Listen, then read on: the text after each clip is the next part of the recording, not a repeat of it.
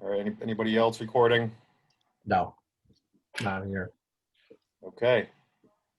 All right, so the first agenda item for today is to review and approve the minutes of the meeting from 8/18/2020. So I'll take a motion when you guys have had a chance to look at them. I had a chance to look at them. I'm good with them.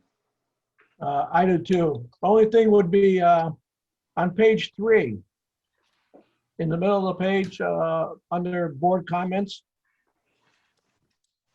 under your name, Bill, where you asked that if we are able to close any part of the buildings, will we have savings there? I would assume you were saying there.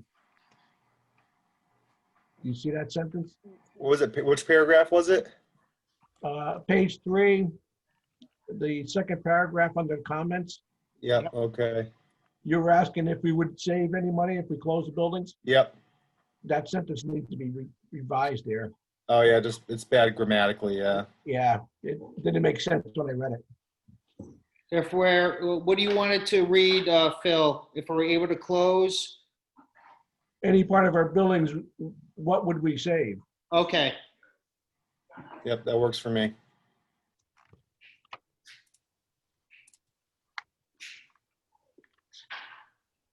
So is that good, Phil?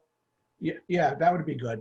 So I make a motion, we approve the minutes as amended by Phil Simmons. I second it. All right, all in favor? Aye. Aye. Aye. Okay, well, Bruce, we'll turn it over to you for the superintendent report. okay, I got a pretty short list this evening, so kind of some staffing updates for everybody. We still have one skilled worker position open. We received three external candidates. I'll be reviewing those next week and start the interview process. We are currently have that one foreman position open from that long-time employee that retired about a month and a half ago. We have one interview left on Thursday this week, and then we'll be probably have one more round of interviews for the top 2 candidates and making hopefully a decision sometime next week.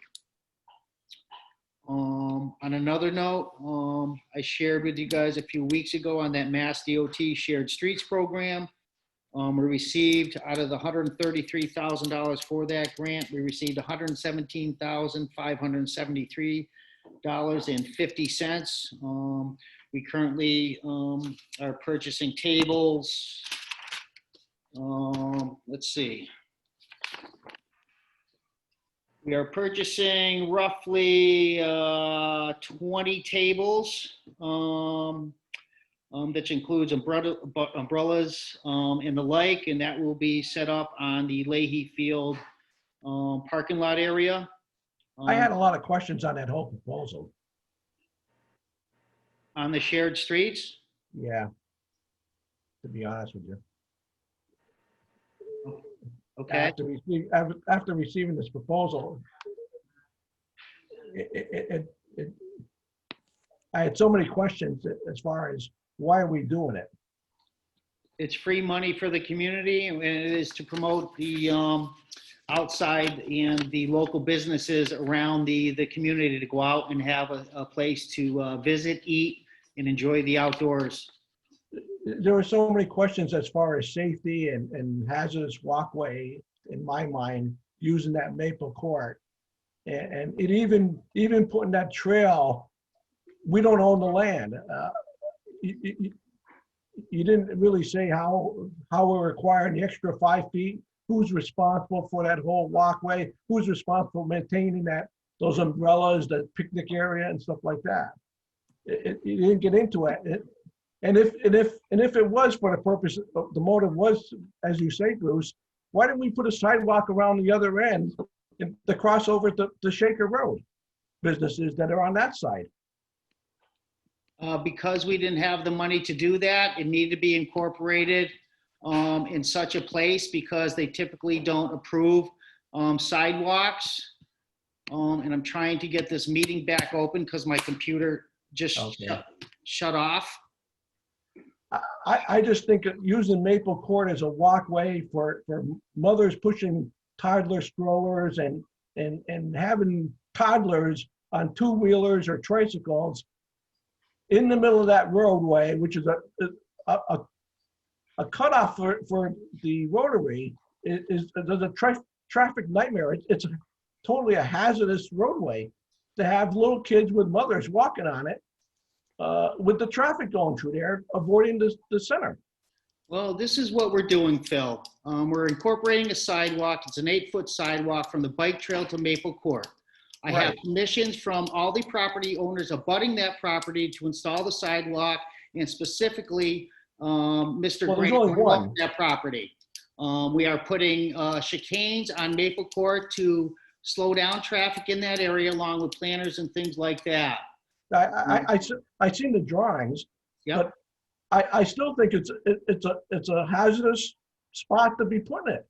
They're having mothers and strollers with toddlers that probably are going to be on two-wheelers, not on any leashes, walking up and down that road. That's a cutoff for going around the rotary.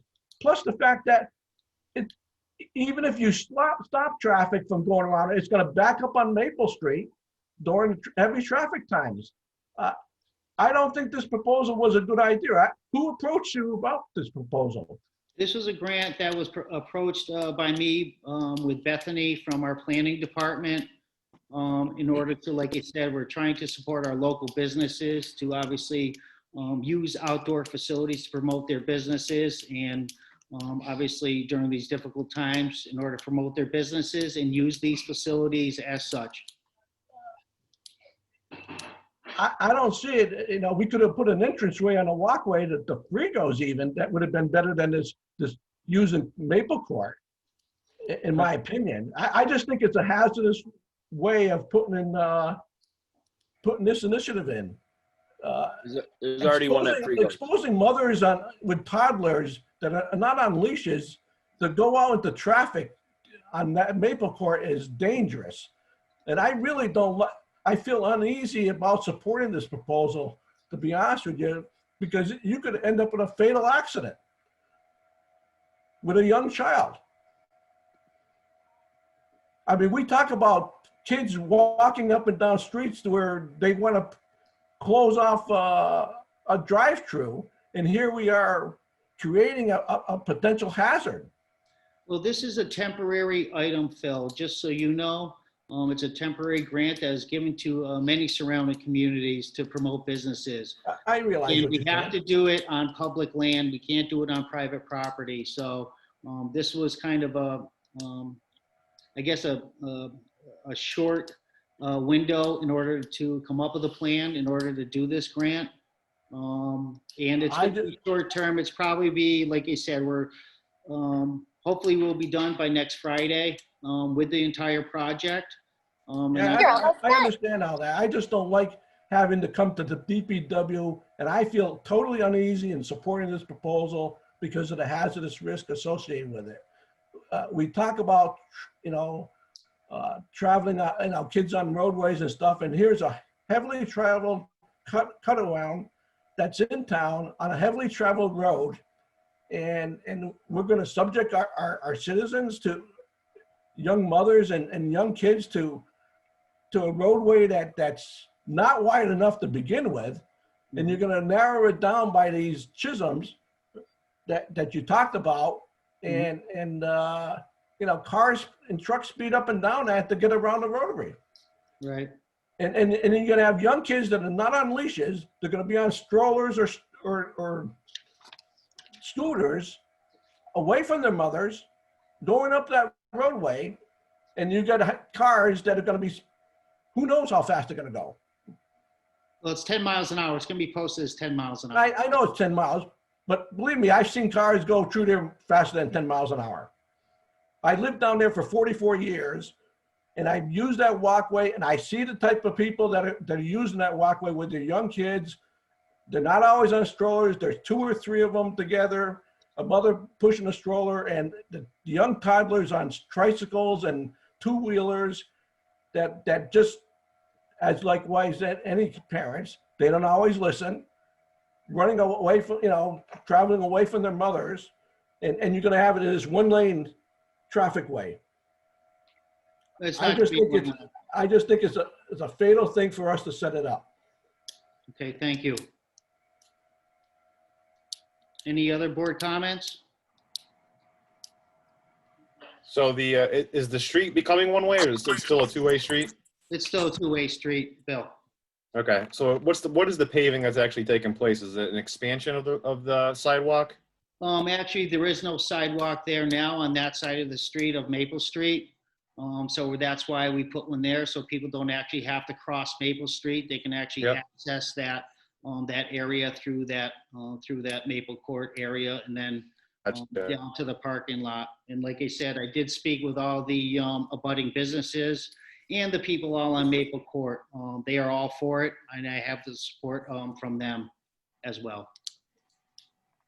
Me personally, I think it's great you guys secured that. Kudos to you and Bethany. And I think once it's implemented, it'll be a real asset for the town. I understand Phil's concerns, and there's a lot to what he's saying for sure, that people fly through there. Sure. And I think whatever we can do to mitigate the speed and the cut through itself, because I think once that's implemented, it'll be great, personally. Sure. So that's what we're doing I as think- well. Yeah. We are putting, like I said, the chicanes. These are just painted islands. So obviously, if traffic does become an issue, they can just drive right over them. We do have round planters, but those are going to be put to the side of the road. And depending on how they work out, we will monitor the traffic in that area closely. If we do need to take those out, we will, and put those along the edge of the road instead of into the road to help, obviously, to perform some traffic calming solutions in that area. Hey, Bruce, who's gonna maintain that picnic area? The umbrellas. We are. DPW. So you're gonna have to check them every day during the summer if storms come up and to close them and stuff? Phil, this is temporary. I'm thinking till first snowfly. So probably for the month of, I gotta say, so October 9th is the drop dead date for completion. We'll be probably about 80% complete if our material comes in on time. Maybe 100% by then. But this will probably be till the first snowfly, so probably mid to late December. And then it'll be dismantled. All the tables, chairs, umbrellas. And if the pandemic isn't over by spring, those are items that we can utilize in other areas of the town. All the planters, there's 31 planters, there's 12 picnic tables and umbrellas and everything else, which we'll reutilize at another location in town when it comes time. Oh, we can? Yes. Oh, I didn't realize. I thought those were permanent fixtures over in that, taking up those parking spaces. No, it's a temporary thing. And we invited all the businesses, kind of Bethany's running this portion of the program. We invited many businesses around that area that are coming over to start painting, I believe, Joe, on Thursday this week, to start doing murals and things like that in that parking lot area. Bruce, I have a question. Who's Leahy Field? I know that the family was painting it. Are they still maintaining it? No, we are doing that. So that building, is that could that be an asset that we could tie into this? Not at this time. Like you said, the Shared Streets program is mainly to support the surrounding businesses. We currently already own that building, and a few years ago, we did upgrade that facility, the Leahy compound, I guess you could say. New electrical services. We did the roof over, and a few different other items that we incorporated into that building. So we currently maintain that entire area along with the center fields. What is in that building? Is it just that Yeah. vacant space? There's some storage in there. There's a little spot up top for like scoring. There's really not much room in there at all, Tom. It's just like it looks from the outside. It's narrow, long and narrow. So it's just some storage. That's the one that by baseball field, right, Joe? Yeah. Yeah. Yep. Any, Anything we can, yeah, go ahead. go ahead, Tom, sorry. Anything we can do that, you know, to spruce up the center. And yeah, I think it would be great. Maybe if we could figure out something to do in the future with that building to kind of. Yeah, there's so much potential down there, you know, that I feel it's underutilized. So whatever we can do to I get would have people preferred, out. I would have preferred it by the old, you know, across from 60 Shaker Road, you know, that by that old building that's on Shaker Road. Yeah, To put an area, yeah, to put an area like that, and then have a walkway, you know, right around Leahy Field on Maple Street, sure. rather than going down that Maple Court. Right. Unfortunately, the grant didn't support that type of use of the monies to do that. I was very surprised that they even, that short portion of sidewalk that we did, that we are doing currently, they even funded that. So I'm very surprised they allowed that. Typically, like I said, it's called the Shared Streets Program because obviously you're closing, typically this is more geared towards Boston or cities when they close down entire streets and things like that.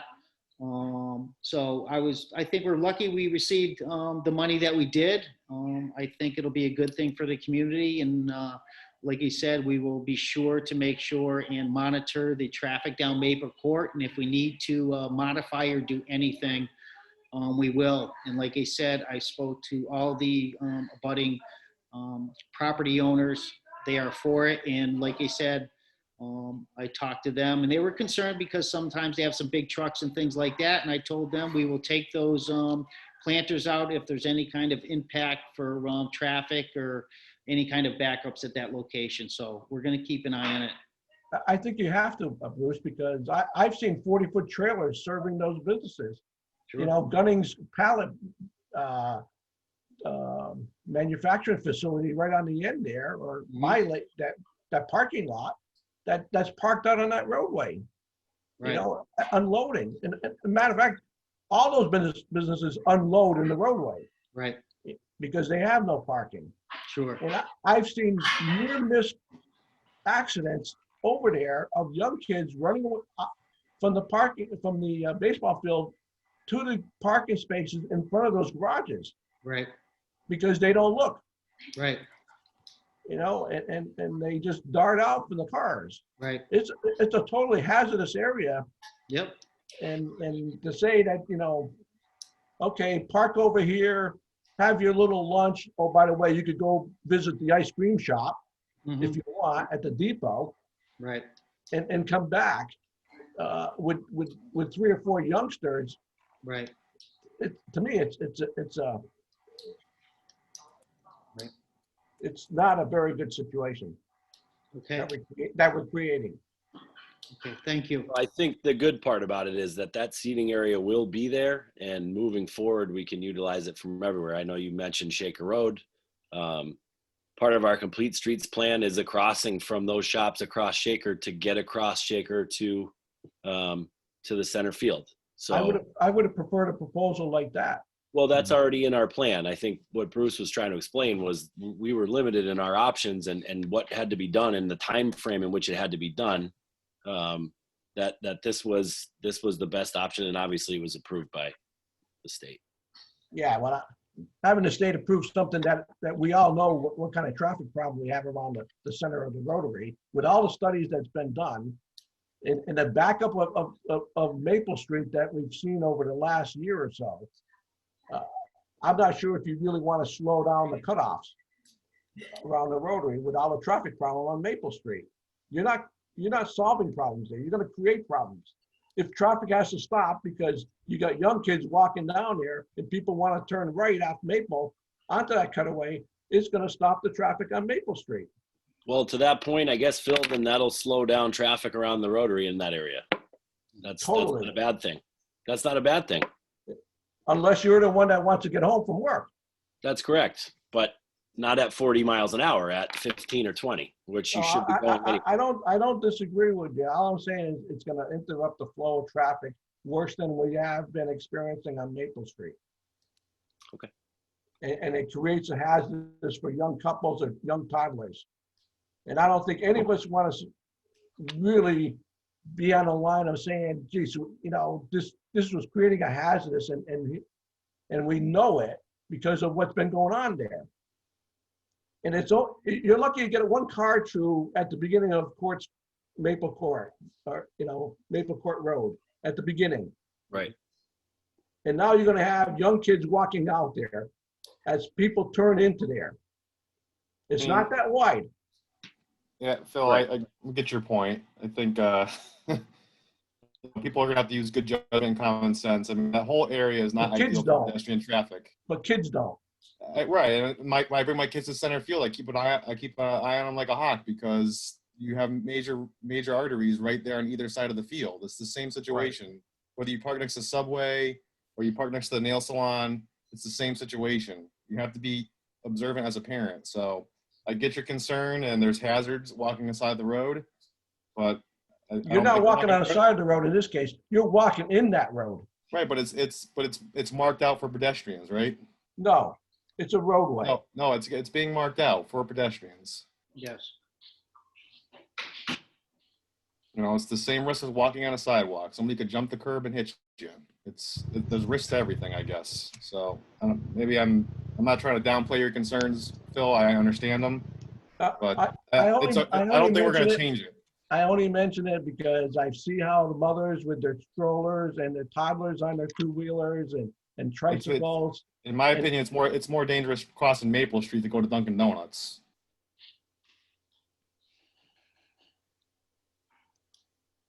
And they're not parking over at Dunkin' Donuts. You know, sometimes they are. I agree. So again, there's risks in everything. So I think we can agree to disagree on this one. That Okay. there's No, different levels of risk. I'm just saying, you know. And like Phil and Tom said, you know, if we see there's an issue, we can readdress, right? If we see people speeding through there and they're not slowing down, or we're getting complaints from residents or the businesses, then we can, you know, put speed bumps up like we did over on the other street, Bruce's favorite thing. You know, whatever we got to do. Maybe we make it a one-way street during certain hours. I don't know. There's all sorts of things we can look at doing. You know. Like I said, keep this in mind. This is going to be in place for a month and a half, at maximum 2 months. Yeah. And then we'll be taking it down, and hopefully, like I said, everything's done by spring, and we can utilize all this equipment, this not free equipment. We received it through a grant, but it is free money that we received of $117,000 that we can reutilize all this equipment, planters and everything else over at Heritage Park, and help to beautify that location as well. Like you said, I take it as, like Tom said, this is the first step, right? There's a lot of potential over that neck of the woods over there that, you know, it's pretty unsightly.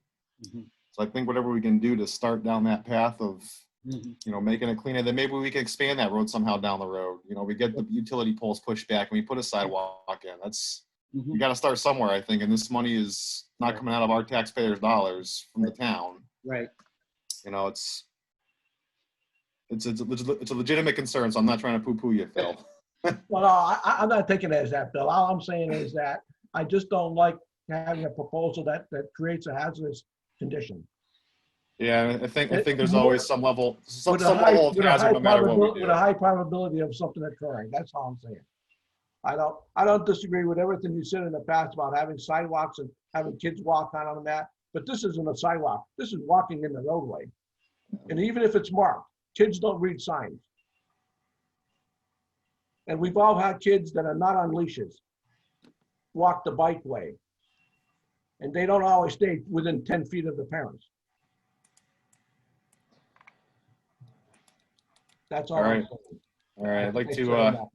like to end our discussion on this unless there's anything else. Otherwise, we'll be on it all meeting. Yeah, no, I'm fine.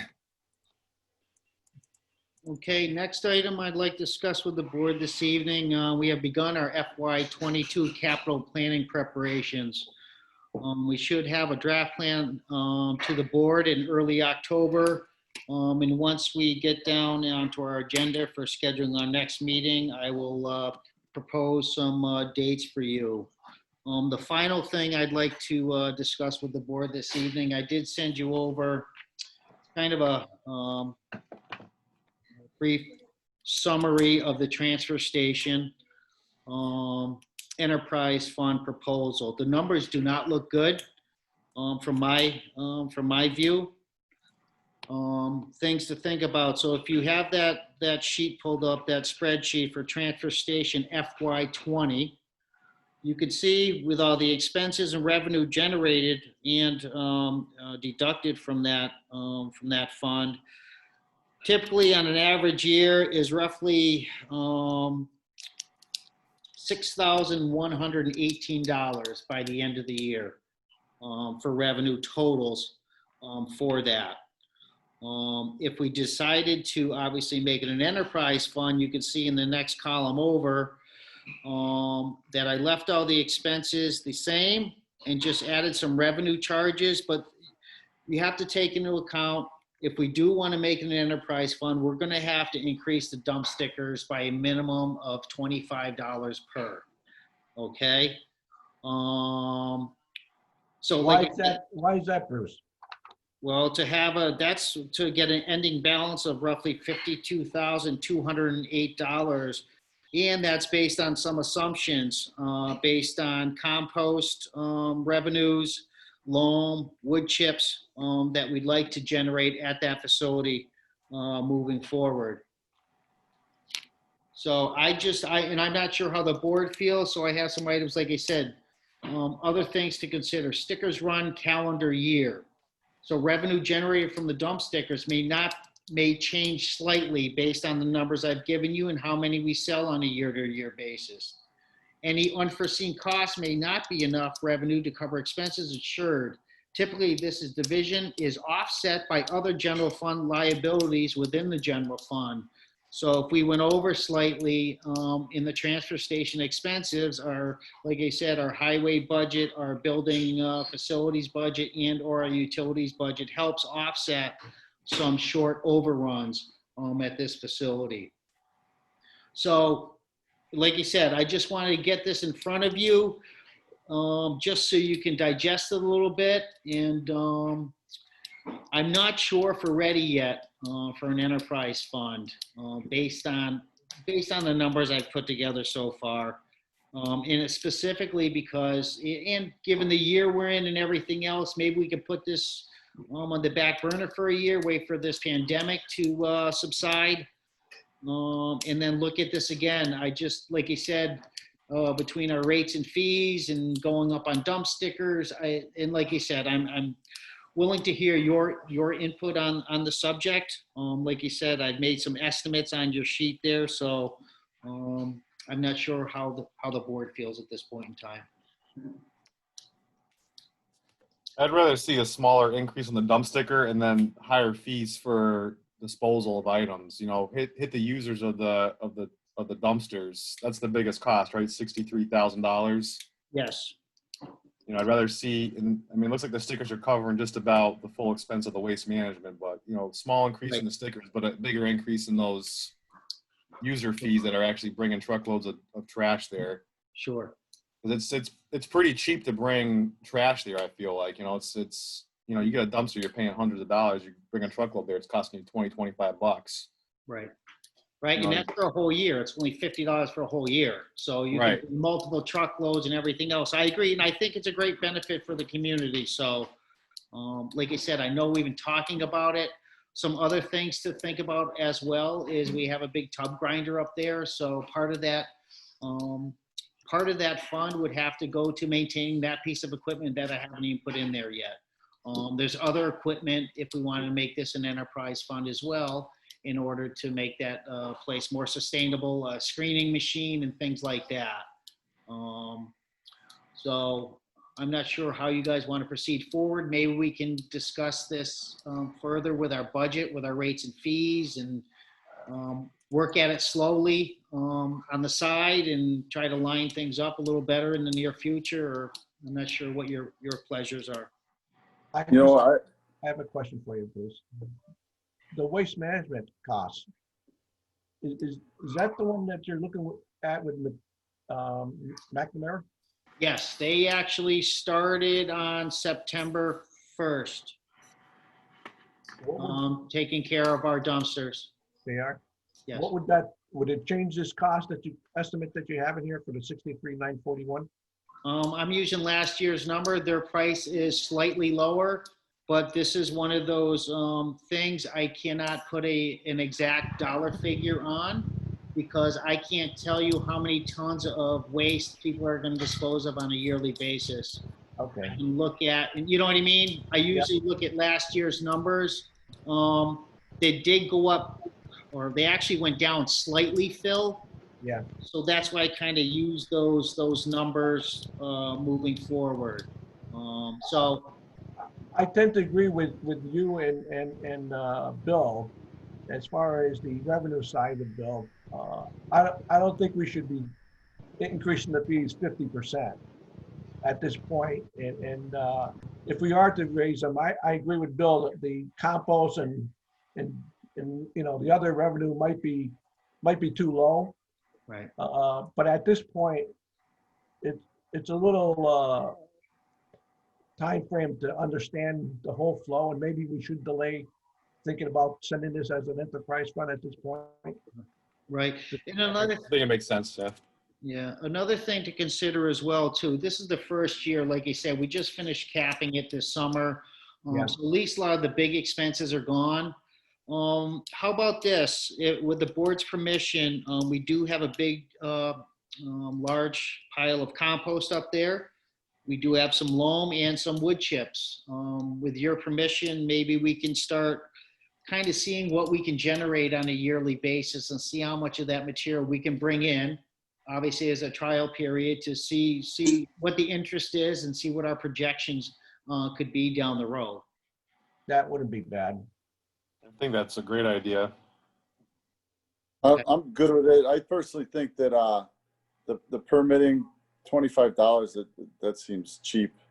I think what notoriously has happened with that is, you know, you get a resident that's using as he should, and $25 is a fair number. Yeah. But I think that it's notoriously been taken advantage of by businesses in town, Mhm. and I think that's what skews it. So what happens is if you elevate it, then, you know, John homeowner gets lost in the shuffle, and he ends up paying more than he should. But I think if it's monitored correctly, then $25-30 is a fair number, but it's got to come with caveats as far as amount of dumping that's done there. Okay. Because I think if you were to monitor it, you would find that 80 to 90% of the dumping is probably done by, you know, 10 or 5% of individuals. Right.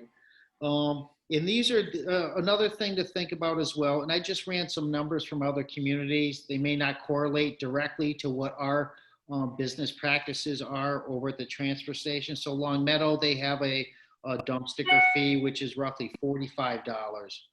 Wilbraham has one at $120 with a second sticker for $20. Hamden has a transfer station pass, which is $40 with a second sticker for the same household vehicle for $20. West Springfield has a curbside pickup only, and that's $75. Holyoke does not have one. Munson does not have one. And Agawam has a bulk pickup only, and I didn't get the cost on that. I tried to look up what I could. So it's just kind of some information for you guys to consider. Also, I was thinking for the composting, and just I just threw an estimate out here. I said $20 per truckload. I don't know how you guys feel about that number.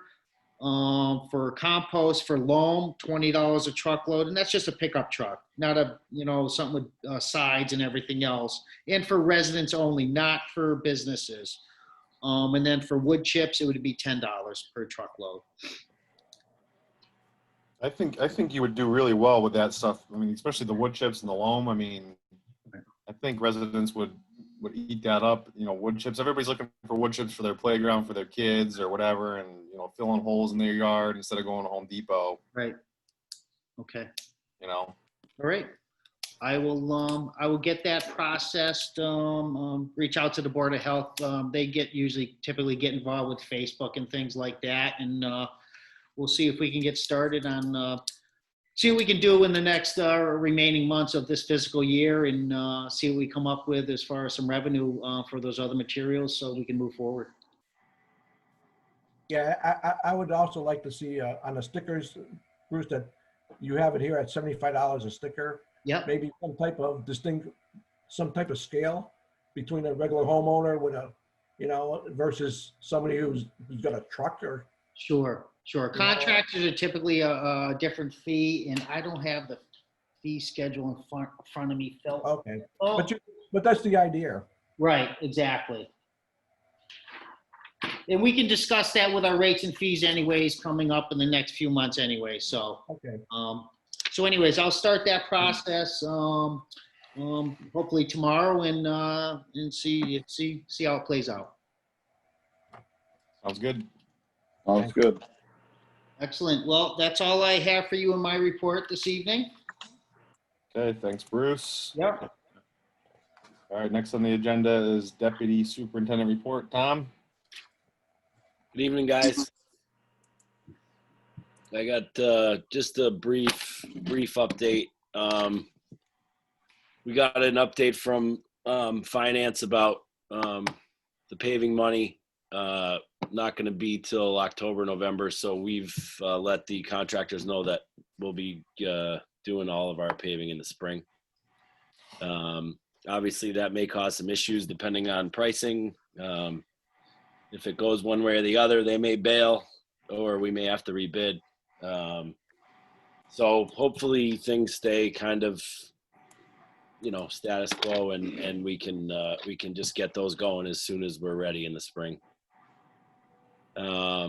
We submitted our year 2 annual report for the MS4 permit Monday.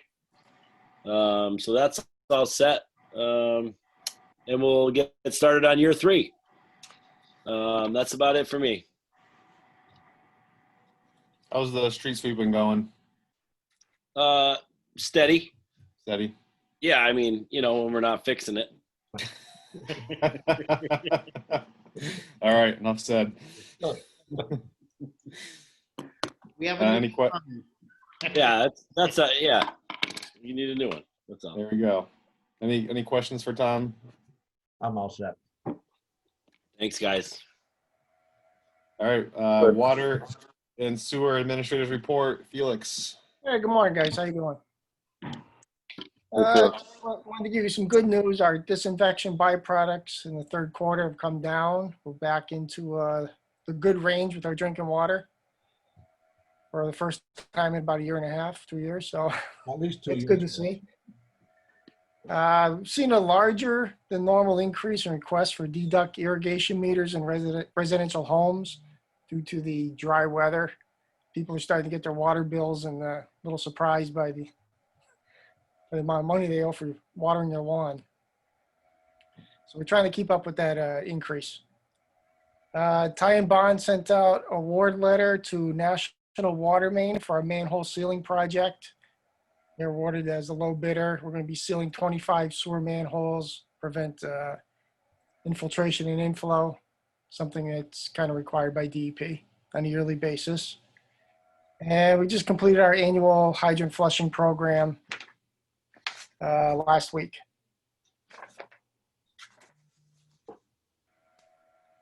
Short and sweet. All right, good stuff. Tom, Bill, you got any questions? No, I'm all Nope. Sounds All right. good. Thanks, Felix.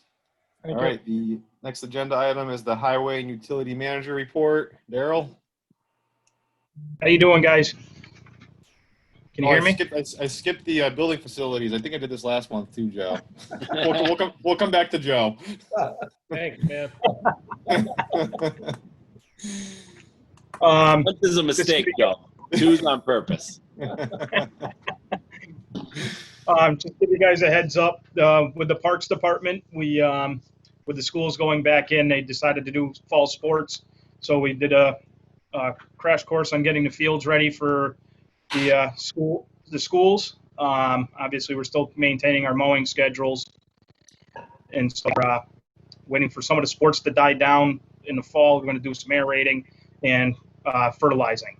On the highway department side of it, we did a little bit of parks work at Heritage Park. We planted 16 trees, and we got together with the Rotary Club and did some plantings. Bruce organized with, I believe her name's Adele, and we did some tree planting and regular plantings around some of the existing trees and signage that's already there. And the water side of things, as Felix kind of brought you guys up to date on, the hydrant flushing we just completed.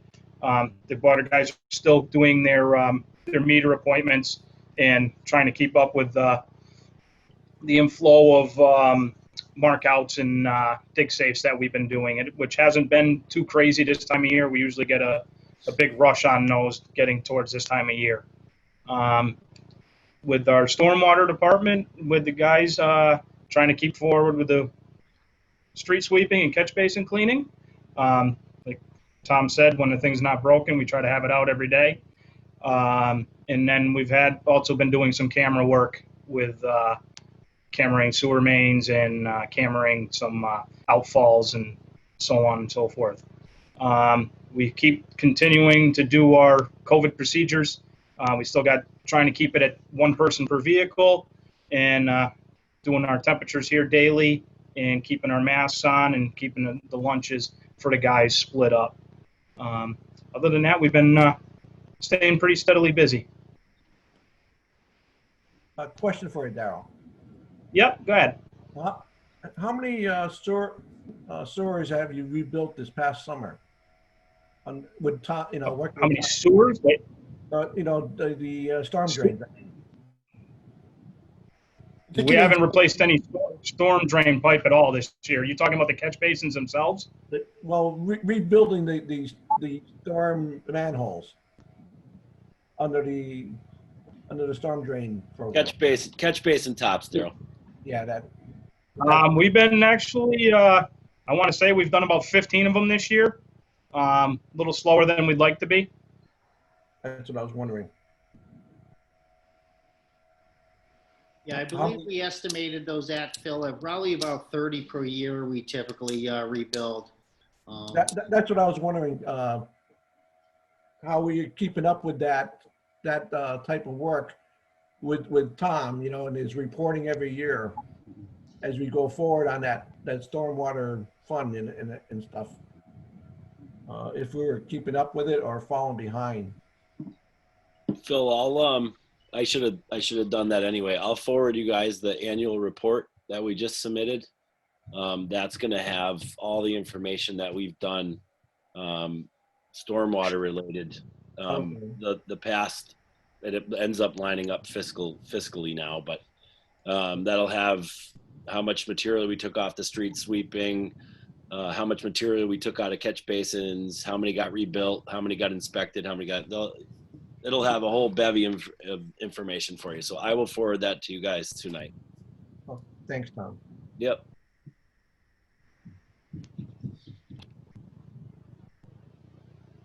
Anything else? All set, Daryl? Yeah, I'm good here. If you guys are good.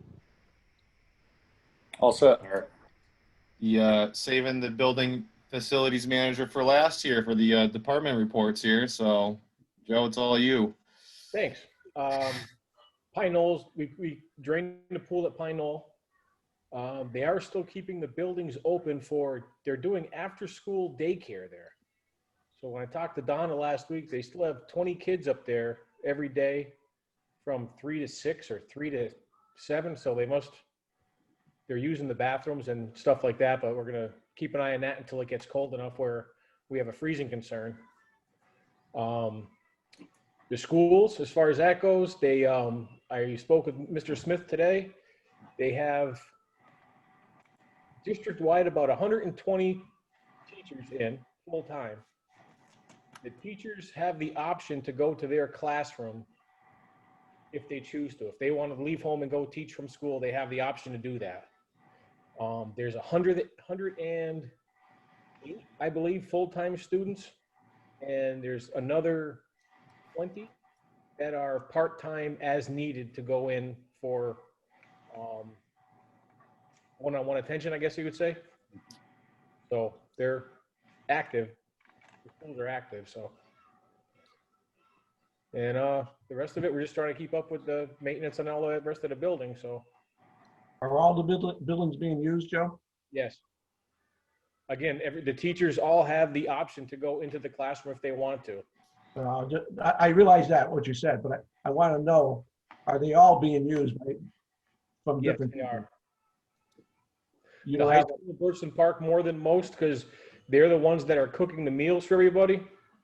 Mountain View School is preparing the breakfasts for the kids. Their pickup breakfast and stuff like that. So they're all being used.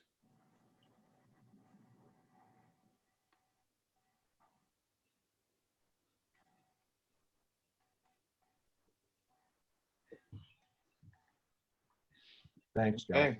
Any questions for Joe? No. All right. None more than the last time. Okay. Okay, thanks. Thank you, Joe. At this time, under the other business category, I'm going to invite Mr. Vessel to come in. See if I can get him on the screen, and here he is. How you doing, Paul? Hello, gentlemen. Hi. Hello. So I've asked Paul to come in because I know you, I've shared his proposal with you at our last meeting, and you guys had some specific questions that I couldn't answer. So I've asked Paul to come in, give him an opportunity to explain his program and what it means for the town of East Long Meadow. Thank you, Bruce. So has everybody received the that one pager that I sent? Yes. Yes. Okay. So just a couple of words on us if you don't know who we are. Real Term Energy, probably the largest, if not one of the largest integrators in the municipal streetlight sector. We've completed over 350 municipal projects with over 300,000 streetlights, 50,000 of which are smart lighting projects. We were recognized by the World Bank about a year and a half ago as being the benchmark approach for doing these municipal streetlight projects. And we've done quite a few projects in Massachusetts, and specifically in Western Massachusetts, and more specifically in your neighborhood, including Agawam, West Springfield, which was just completed. It was in the news a few weeks ago. Pittsfield, certainly the largest project so far in Western Mass, and many, many, many others. The possibility in Massachusetts to buy back your streetlights, the program's been in place for quite some time, and the majority of the municipalities have executed that right for a number of reasons, not the least of which is a tremendous savings on energy, but also sometimes not as obvious to municipalities is to take ownership over what is becoming a more and more of a strategic asset. The streetlight network is now the backbone for a lot of smart city services, including smart lighting, Wi-Fi, cameras, 5G, small cell connectivity. It's really, really become quite a strategic asset, and for that reason, most of the municipalities that have the ability to take ownership of that asset do so. So the numbers that we've calculated for your project are extremely compelling in terms of payback and cost. We did our analysis based on your bills. If you have a copy of it in front of you, you see that the biggest savings in the breakdown on energy cost savings is the annual facility charges. So that simply is when that ownership of the asset transfers from the utility to the municipality, you no longer pay those facility charges. So that savings equates to just north of $100,000 a year for East Long Meadow. And then, of course, you have the savings on some of the other line items on your bill. The delivery charges drop by 44%. Your supply charges drop by 62%. On the maintenance line, we put 0 only because that number is baked into your annual facility charges. Obviously, you're paying for the maintenance, but it's not broken out. And then what we've done is we've estimated conservatively what your maintenance costs will be once you take ownership and convert those streetlights to LED. All right, so you add all that up. Prior to the upgrade, you're paying $157,000 a year. And following the acquisition and the upgrade, that number goes down to $39,000, a savings of 75% with a project payback of under 3 years, 2.8 years. We ran a simulation adding the smart controls, and that adds on to the overall cost of the project, including the acquisition, approximately another $50,000, which increases the payback period from 2.8 to 3.2 years. We also ran a simulation based on financing. A lot of municipalities today with COVID and budget challenges are opting to finance. The most popular financing scenario that we've worked with, we've done about 25 or 30 of them in New England in the last 2 or 3 years, is the tax-exempt lease. The reason a lot of folks are opting for the tax-exempt leases, it's very quick, it's very economical to set up, less than $1,000, takes less than 30 days. And you see your annual savings exceed your loan repayments by $72,000, which means you are generating positive cash flow, which is something that's much needed today in COVID times. You're generating significant positive cash in the first year. The reason you can do that is under the tax-exempt lease program, you don't actually make your payment until 12 months after you sign your lease agreement. And for the size project that we have with you, it would take probably 90 to 120 days to deploy, go through the whole auditing, photometric, and deployment process. So you're looking at generating 7 or 8 months of savings before you have to make your first loan repayment. All right, so that's a quick overview of the numbers that we put together for you. Open to any questions. Are you an energy provider? Are we an energy provider? You put power on the grid? No, we're a municipal streetlight integrator. Okay, solely? I'm sorry? Solely?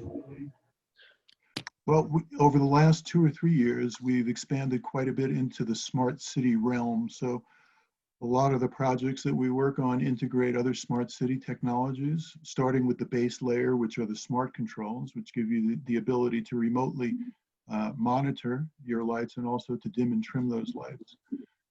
We're doing a lot of projects now, especially with COVID, with public Wi-Fi, as people are looking to provide more connectivity to folks who are now working at home and studying at home. Air sensors, EV charging stations, video monitoring, a smart traffic control. There's quite a long list of smart city technologies that can be overlaid into your streetlight network. I'm not here to sell you on any of them, but the way we work is we have a consultative process with you and other folks in East Longmeadow to determine what your needs are, what your challenges are, and if there are any technologies that make sense for you, we'll go over those with you and show you how to integrate them into the streetlight network. And with these savings that you have, a lot of them can be paid for just purely on your energy savings. These smart streetlights, they have multiple options, or they're limited in options as how smart they can be? So the basic functionality of a smart control, and we work with a number of manufacturers. They all pretty much in an automatic fashion will detect whether or not there's a failure in a streetlight, and that they'll send that signal either over a gateway or a cellular network. The cellular connectivity has become sort of more the standard over the last couple of years. It's more economical because you're not paying for the gateway equipment, and it's quite reliable. So, you know, today when we look at streetlights, the only way you'll know if a streetlight is out is by visible inspection. With this technology, you'll not only be sent a signal when it's out, but you'll be sent a signal when it's sick.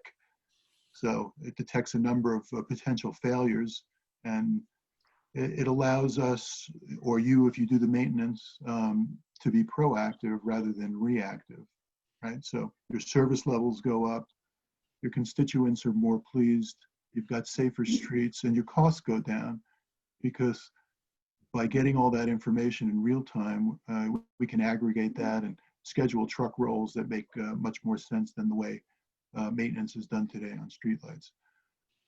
Similarly, the smart controls allow you, either with a single light, municipal wide, or any particular street or section of East Longmeadow, to program and regulate those lighting levels.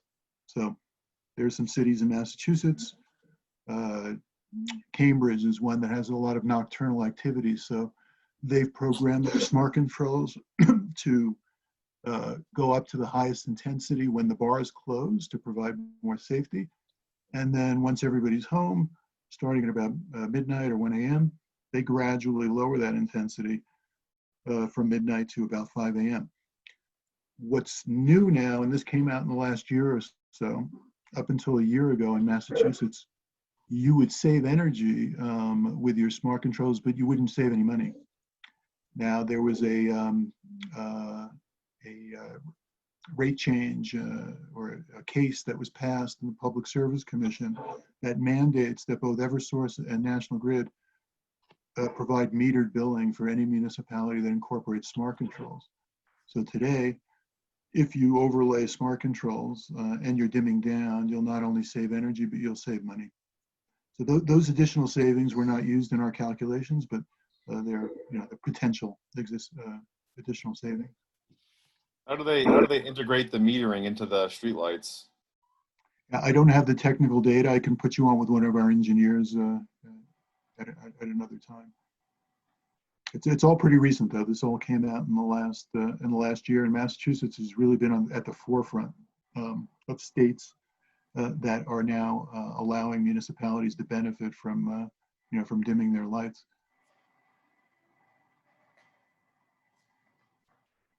So who does the actual maintenance? Is it through your company? We offer maintenance. A lot of our clients in New England have opted to contract our maintenance program.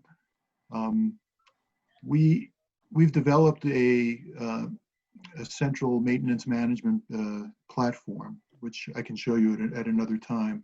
But it makes maintenance really, really simple from a municipal perspective. The platform essentially provides you with a GIS-based map. You put in the address of the light. There's a drop-down menu of various problems or failures that the light may have. You click that, and that's it. That's the only intervention from Public Works of the municipality. From there, that gets handed off to our maintenance service team. We create a case number. The platform also gives you reports and the ability to see what the status is of any maintenance call that's reported, so you'll be able to track it. And then, as with the installation of the project, we'll be working with a local contractor who will actually have the bucket trucks and do the exchanges. With LED lights and photocells, the photocell is the current light controller on a standard LED light. Those come with 10-year warranties. So any failures over 10 years, the equipment is covered, but the labor is not. So when we do maintenance cost estimates, what we're really calculating is the estimated labor. So the maintenance costs in your proposal here, that's just based off of what, the $13,000? That's not including labor, is it? Yeah, no, that's an estimate of what your all-in annual maintenance costs are going to be. And it's based on the data that we've accumulated over 350 municipalities over the last 8 years and 300,000 lights. So So it's based on, we could expect to pay $13,000 if we went with a maintenance plan with you, or less. or less. Okay. We like to, in our financial models, provide conservative numbers. Nobody's mad if you come out a year later and you're paying less. I'd rather Right. give you something that's realistic and conservative. So that can be applied as a credit, Paul, down the road, or that money isn't even taking into consideration as our loan repayment process. Right. So your loan repayment are the capital costs of the project, and the maintenance costs would be additional. So you have a. Oh, go ahead. So brand new lights through the whole town, and then the annual budget is 13,000. Yeah, those are the maintenance costs. So let me explain. With LED fixtures, and we haven't chosen the lights yet for your project. We do a competitive bidding on every project, and it's quite an involved process where we're looking at life cycle savings, we're looking at cost, and we're looking at photometrics. And with all the specifications that we establish, considering only tier 1 manufacturers, US made manufacturers, so GE, Philips, Eaton Cooper, Acuity, Cree, and Leotech.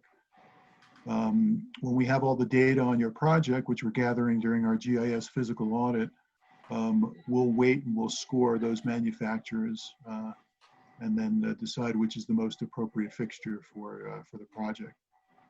I have a question right when you're asking that, replying to us on that particular issue. In your notes, I find your notes interesting. What's been your experience with item number 6 and 7 with other towns and cities in the Massachusetts?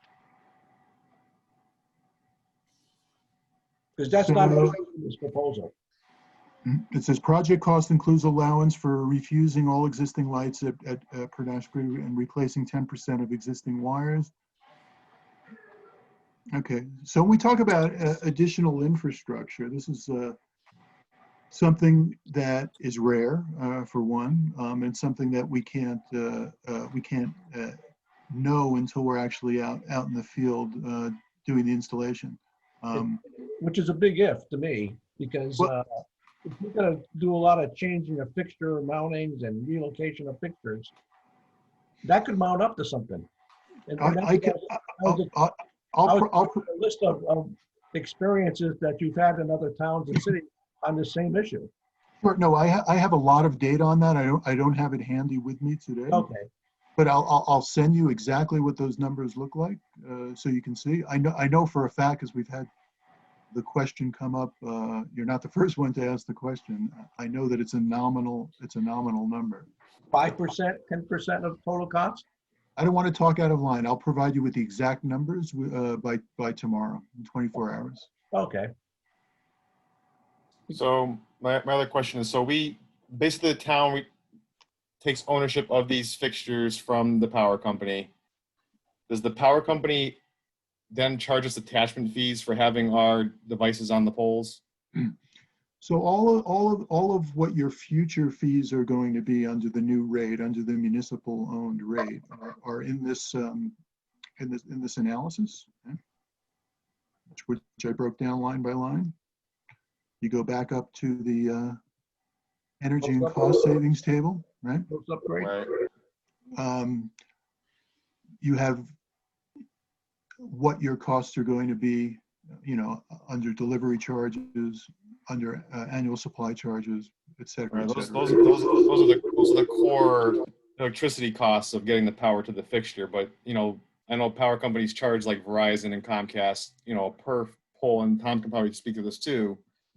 Every pole they charge a certain amount just to even have your piece of equipment attached to their pole.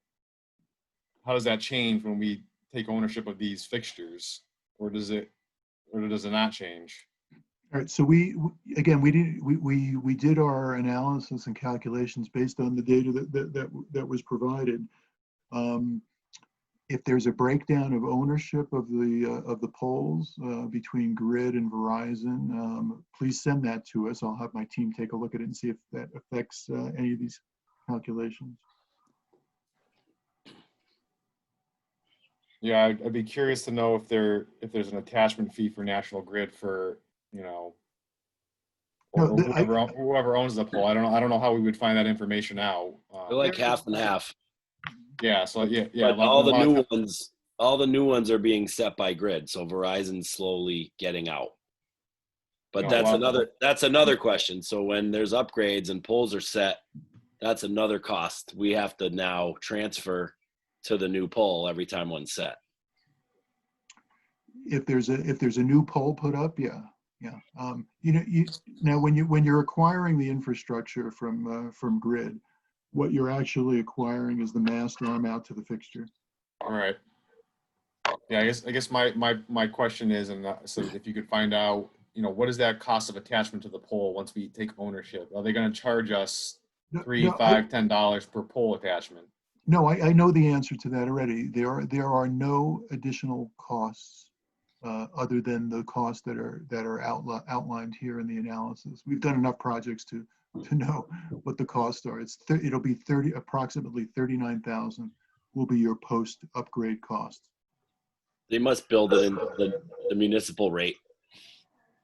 Yeah. It's all built into the municipal rate structure. Okay.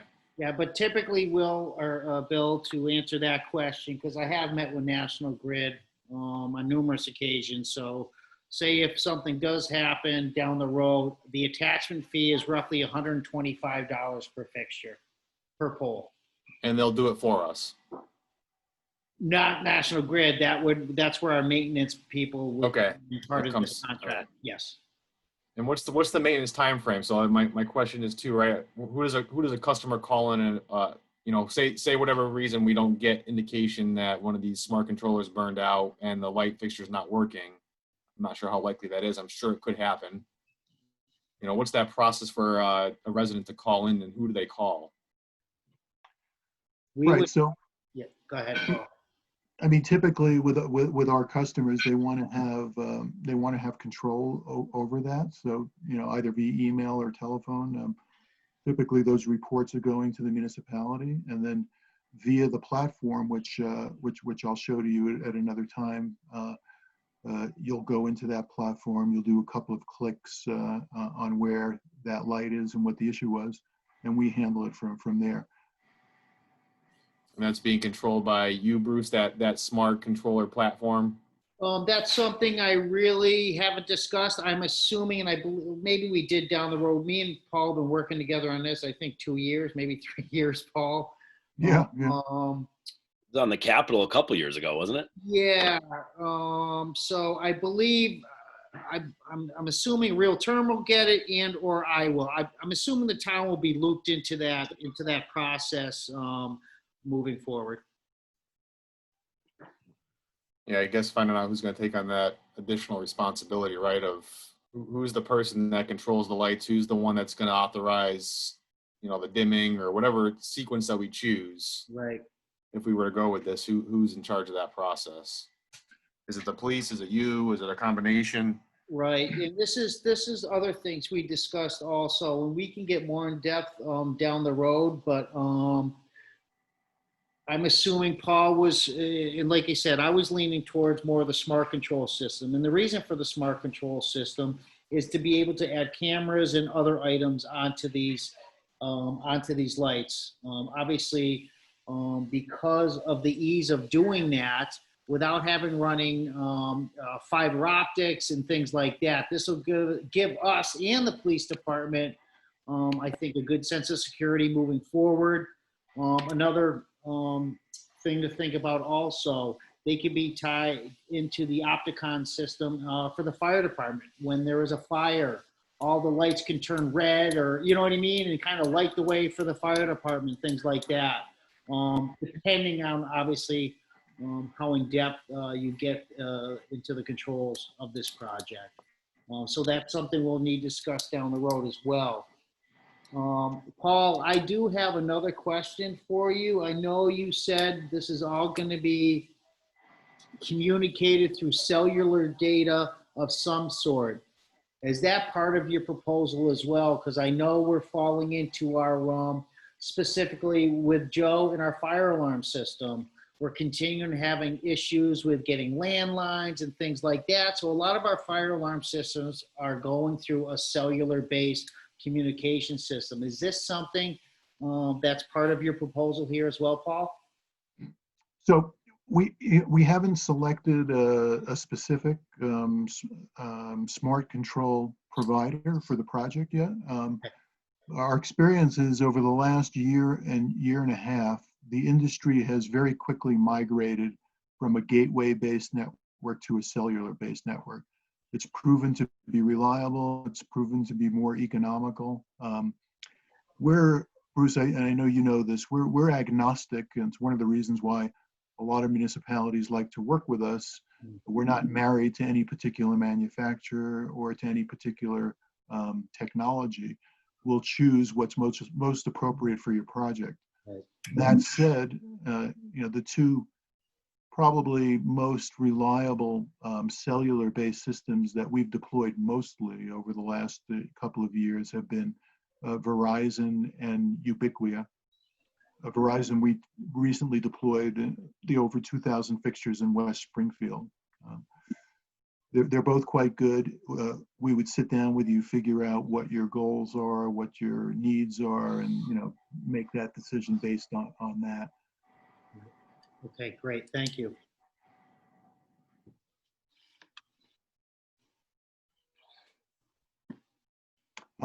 If you're unsure about the smart controls, the benefit or the reason why folks will deploy them at the onset rather than later on is if you're going to deploy them later on, you're going to have another visit to the pole, so you'll have additional costs there. And when you deploy standard photocells, right? So your luminaire is composed of your fixture is composed of a luminaire, which is the light, and then the photocells, which is the brains, which without smart controls are programmed to go dawn to dusk. If you then switch them out, then you're actually getting rid of that photocell and eating that cost. So if the controller fails, what happens with the light? Well, if the controller fails, because of the way the network is set up, we'll be alerted that controller fails. So we'll immediately look into it. Good question, though.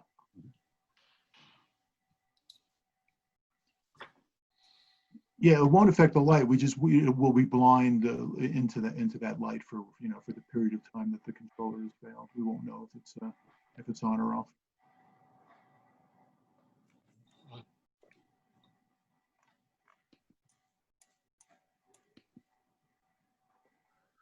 Good. Any more questions for Mr. Vessel? Yeah, everyone, 13,000 seems like an awful lot of money for annual maintenance on a brand new system. And, obviously these things have a lifetime. So if it's starting at 13,000, it's kind of a large number at the start of their life cycle.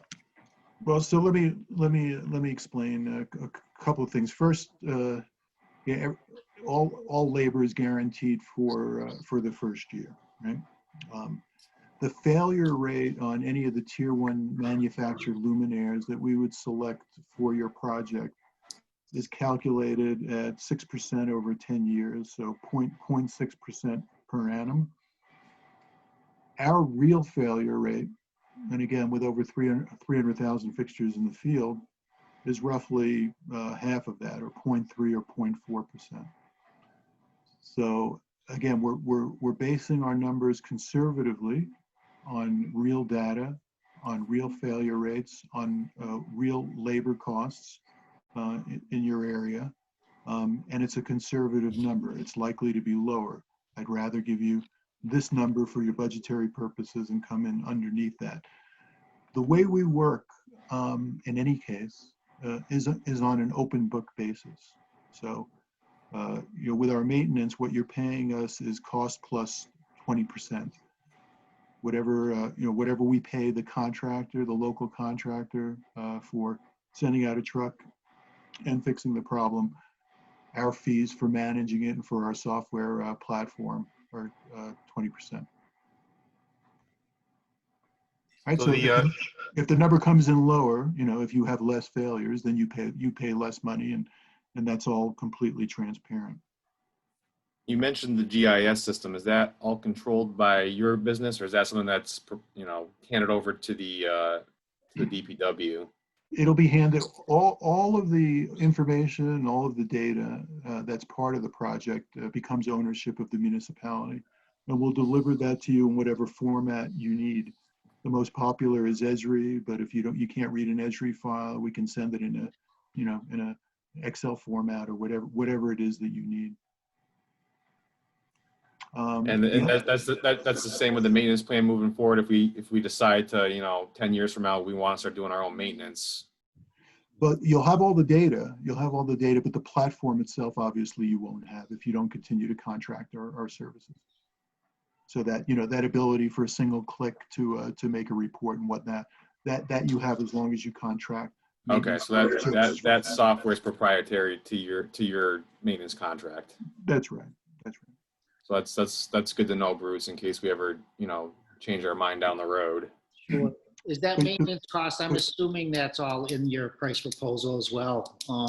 Annual maintenance fees or software upgrades, all that is part of this. Okay. It is now. So the gentleman who just asked me that question on the platform. Bill? Yes. Bill. So yeah. I don't know if I was clear enough. Yes, if you discontinue a maintenance contract with us, you won't have the platform, but you will have all of the data. So all of the updated data, what the wiring was, what the all the information on the luminaire and the photocells and whatnot, that'll be transferred over to you. You just won't have the platform. Okay. And now the software that runs the smart controller, that's obviously stays with the town, right? Regardless. Right. If you're buying smart controls, then you own all of that equipment.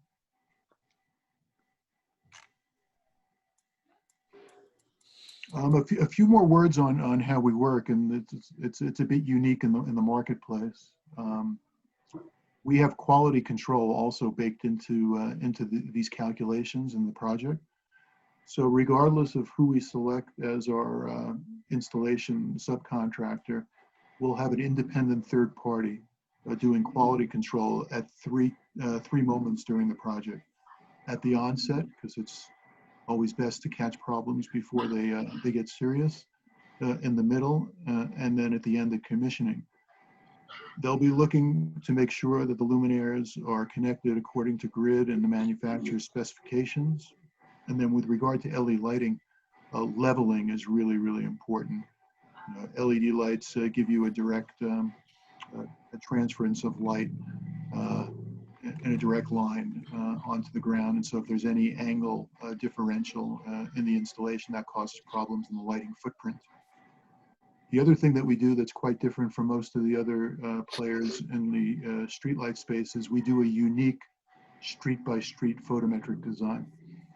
So we'll go through East Longmeadow, and as we move through, every time there's a differential from a roadway typical that we already have to a new roadway, that'll call for a new lighting design.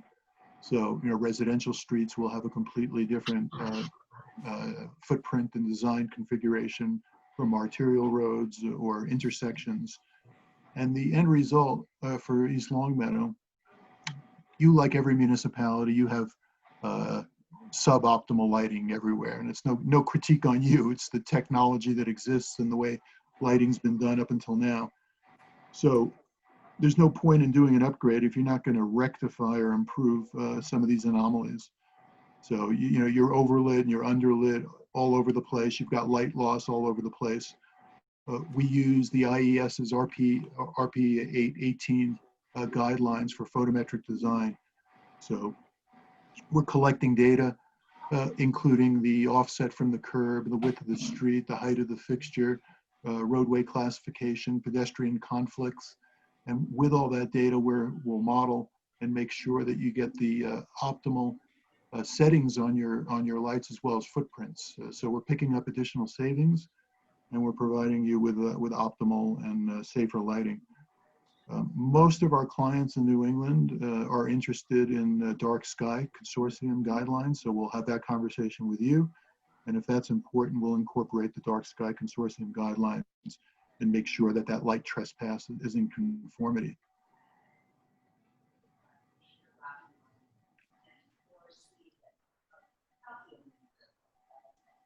Does that make sense?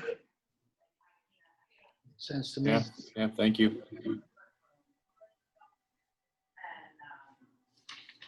I'm good. Anyway, we have, Bruce, I don't know if you ever checked our references. We have a lot more than we had a couple of years ago, but we're happy to provide as many references as you like. Yeah, Always best.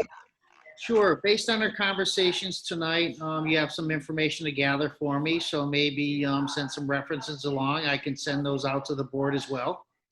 And then, like I said, let me talk with the board in the next few days through some emails and see how we want to proceed. Okay.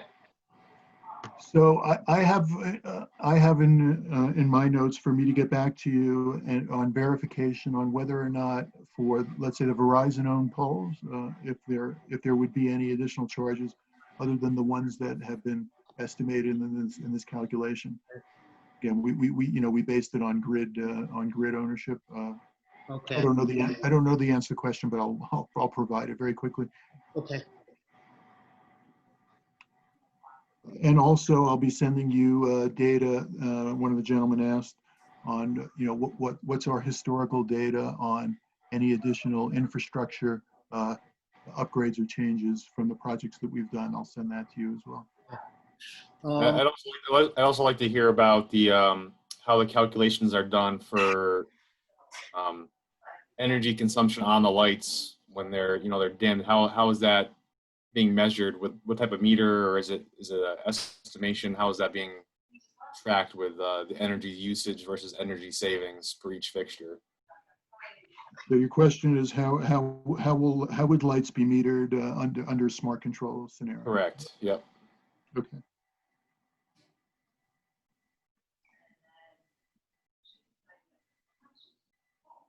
Okay. Anything else? And I think we need to get back to Mr. Aubert's questions on the items at the bottom of the proposal, number 6 and 7. Is that correct, Phil?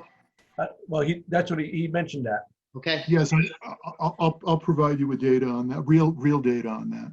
Okay.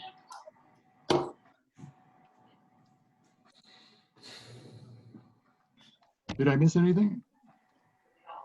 I think we're good. Are you good, Phil or Bill? I'm all set. I'm good. Yeah, I'm good. All right. All right. Thank you all, Bruce. Of course, if any other questions pop up after this meeting, feel free, send me whatever you need to know, and we'll respond. Okay. We'll be in touch. Thank you very much, Paul, for tuning in.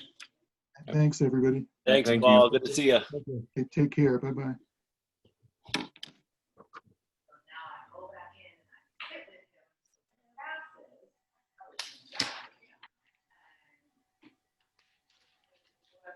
Okay. Okay. Any other business, or do you want to continue talking about the streetlights while he's offline? Or we're gonna wait till we get his answers back, I guess, right? We could wait till he get his answers back, though. But I thought your question as far as who controls that software in the long run makes a big difference, and even if we take control of the software, any changes to it, what would be the cost of making changes to software? Yeah, it's they'll have to be factored in if we ever took over, you know, the maintenance side of the house without using their platform, you know. Right. Exactly, you know? And maybe what's the life expectancy? I think he mentioned that his platform is fairly new. I don't know how old it is typically. Platforms, as far as I know, maybe last 10 years or so. And sometimes they're, you know, reinvented, I guess you could say, and they don't support it anymore. So maybe that's something I could talk to him about, platform. Well, I can actually verify some of this information with some of his references he's supplying.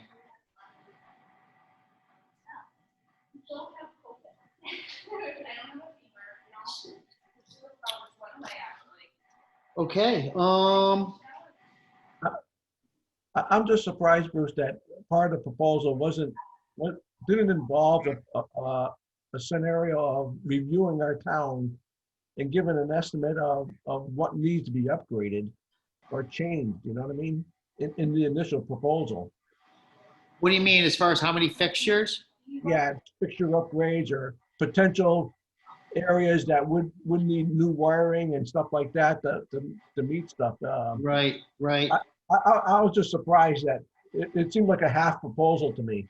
Well, there's a lot of there's a lot of information. So we have roughly 1,112 fixtures. So I've given him a lot of the information in the background in order for him to come up with this. You know what I mean? There's a lot of information that goes on with this. Because a lot of them are probably old lights and stuff, and they're going to be totally need to be replaced, and the pictures are going to need to be replaced. Never mind the wiring. Sure. You know, Sure. that's why I was kind of interested in understanding those notes. Because whether it's 5% or 10%, I thought that was kind of a low percentage that he gave me. Right. Well, maybe like I said, if we decide to move forward, we can ask him that question at the next meeting. If you guys choose to move forward with this under our capital planning process. Okay, thanks. I think when it comes to contracts and all that, I mean, there won't be any more estimates. I mean, this is Right. going to be hard information. So what's the cost of the light itself? You said, so it's approximately $325 per light to install. That's light and installation. So he doesn't break it down. What's a light cost? Exactly. Right. Well, like I said, we'll have to end. Well, see. That's a good question. They're probably retrofitting the head, right? Yes. I don't know. I don't know that. Who owns It the could be net? totally- No, I don't either. That's what I'm saying. I would assume. Well, let's compile some more questions for him. Yeah, right. Yes. That's a good point. You know, I mean, you guys know what Bill and I do for a living, and I deal with contractors all the time, Mm-hmm. and I'm sure it wouldn't be too hard to make some phone calls and get a pretty good idea of what these lights cost and Sure. what an installation costs. Sure. Then it would just be a matter of just managing our own smart lights. Right. Exactly. The other, you know, along the lines of this, moving forward, I don't know. I think we should have a more interactive say in our cable services. Right. It just, well, like I said, I've been going back and forth with this whole thing for 2.5 years, trying to get the information you guys require to make an educated decision. I'm actually met with National Grid themselves. We can save about $25,000 to $30,000 right off the bat by signing an agreement with National Grid. I forgot the term, 15 to 20 years that will save money right off the bat, $25,000, $30,000 a year for them to upgrade our lighting to LEDs. So, but you got to keep in mind that doesn't come with smart control systems and things like that for cameras and all kinds of other things. So I'm not sure. This is why, like I said, I wanted to bring it to you guys. to see what your feelings are, and then obviously if we decide to move forward and or not. Or not. So, Yeah, the technology aspect of it's intriguing, right? But like you said, Bruce, you know, once you do that, once you pull that pin, you're not getting it back in. you own it, man. You're committed. You're committed. Anytime, like every 10 or 15 years, we could be looking at doing a capital upgrade to our streetlights. And that's where I'm very hesitant about doing this. I don't have the staff to maintain 1,112 streetlights once this project is done. You know what I mean? So Yeah. it's And once it starts getting designed, that number could go up or down. right. Right. If there's Oh, you know it's gonna enough go lights up. or there's more than enough lights, or I think it's a great idea. I'm just very hesitant to move. I'd almost rather see the smart technology in only certain areas, right? Right. Do we really need it on every side street? I don't think so. Right. Right. You know, put it on the main corridors, you know, where the police and Intersections. fire- yeah, you know, I don't, maybe we can ask them that too. Is this thing modular? Can we have some dumb areas where it's just photo cells? Right, and you can. I actually asked them that. So, but let's, like you said, digest it a little bit more. Yep. Let's see what he has to say moving forward. I think we're all on the same page. I'm hesitant to pull that trigger to move forward. I don't know. I don't know why. Hey, Bruce, Yeah. the alternative would be an upgrade by National Grid, right? To go to just LED lights without the smart control. Right. To some degree, and versus this project with the smart controls. Now, really, when you get into smart controls, the real advantages of it is not just the controlling of the lights. It's really getting into the safety issue and whether our police department or our town council wants to cross over that line, because as far as I'm concerned, that's not DPW's responsibility. Right. No. That's getting into the safety issue of the town, and that should be under the police department and the town council decision rather than the DPW decision. Sure. With all this, Right. this, video watching and stuff. Right. It's one thing to control lights. It's another thing to use it for video and everything else. Right. Controlling lights like fire department, like you were mentioning. Right. That's another area than DPW, as far as I'm concerned. Right. Yeah. Like I said, I agree. And like you said, no matter what we do, like I said, if we go this way or we go with National Grid, I am committed, even with National Grid. I can't do anything for 15, 20 years once I even sign on the dotted line with National Grid. Right. It's Right. Well, but at least with the National Grid, they're replacing light bulbs with updated Right. Lights. That's at that stage of development, right. and they're becoming more efficient. Right. but You cross the line when you go into control mechanisms and Right. software mechanisms, because software in itself is a money-making deal. Yep. Uh, I agree. you get into technology that's changing every 3 to 5 years. Mhm. Control programming, software program. Every time they make a change, they're going to bleed you for 20,000. I know, Phil. Now, and I'm sure Bill and Tom is more knowledgeable in this particular area. But all I can say is from my area of experience in aerospace, the biggest problem with electronic controls was the software control. Whoever controlled that platform in the software, you control your pricing. Right. And the customer's really taking it on the chin Sure. and doesn't really have control. Right. I agree. Absolutely.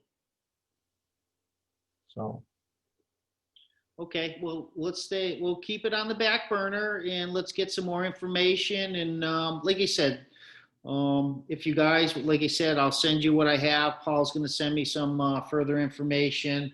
And then, like I said, we'll bring it up at our next meeting or our following meeting, depending on what transpires between now and then. Okay? okay. Sounds good. Good. All right. Last item on the agenda, Bill, and I don't mean to speak for you, Go for it. is to schedule the next meeting. I was looking for the October 20th. Didn't know if that works for you because I wanted to get the draft capital plan out to you by then. I don't know if that. I'm not around that week. Okay, the following week? Or we could, I'm actually around, if we could do Thursday instead of a Tuesday. Okay, Or we could do the 27th. I can do a Thursday, if that's all right with everybody. That the 29th? 22nd. Oh, 22nd. Thursday, the 22nd? Yep. I'm good. At 4 PM? Yeah. Works. Okay. Awesome. All right. So Thursday, the 22nd, 4 PM for the next board meeting. Excellent. Okay. I may have a conflict, but I'm not sure, Bruce. Okay, we can always reschedule. I have to check. I may have to be up to my sons in New Hampshire. Okay, All right. I guess I'll take a motion to adjourn the September 29th, 2020 Board of Public Works meeting. So moved. I'll second it. All right. All in favor? Aye. Aye. Aye. excellent. Thank you, everybody. Thanks, guys. Thanks. Take care, everyone. Thank you. Guys. Take it easy, guys. Have a good night.